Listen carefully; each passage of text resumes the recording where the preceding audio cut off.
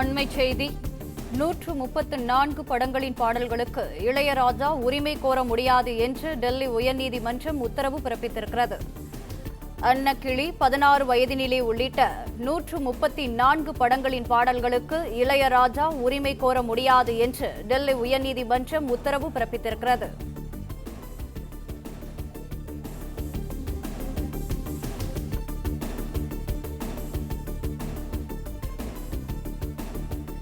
சரிகம நிறுவனம் தொடர்ந்த வழக்கில் டெல்லி உயர்நீதிமன்றம் இந்த உத்தரவை பிறப்பித்திருக்கிறது.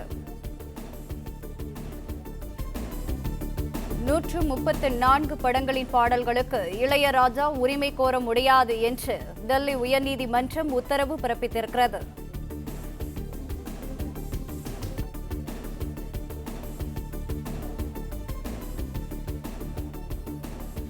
தற்போதைய நிலையில் 134 படங்களின் பாடல்களுக்கு இளையராஜா உரிமை கோருவதற்கான தடையை நீக்கவும் முடியாது என்று டெல்லி உயர்நீதிமன்றம் உத்தரவை தெரிவித்திருக்கிறது.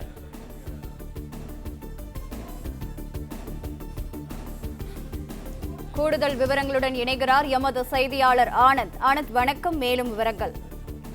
வணக்கம். அன்னக்கிளி, 16 வயதினிலே உட்பட 134 படங்களின் பாடல்களின் உரிமையை கோர முடியாது என இளையராஜாவிற்கு சென்னை டெல்லி உயர்நீதிமன்றம் உத்தரவு பிறப்பித்திருக்கிறது.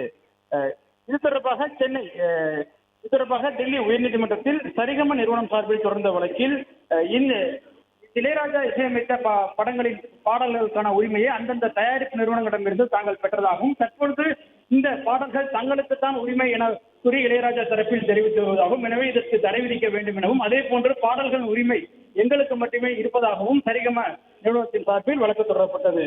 மேலும் அந்த மனுவில் தங்கள் நிறுவனம் சார்பில் ஏற்கனவே தயாரிப்பு நிறுவனங்களிலிருந்து வாங்கிய அன்னக்கிளி, 16 வயதிலே உட்பட 134 படங்களின் பாடல்கள் தங்களுக்கு மட்டுமே உரிமை இருப்பதாகவும், இதற்கு இளையராஜா உரிமை கோர முடியாது எனவும் தெரிவிக்கப்பட்டிருந்தது. இந்த வழக்கு டெல்லி உயர்நீதிமன்றத்தில் இன்று விசாரணைக்கு வந்தது.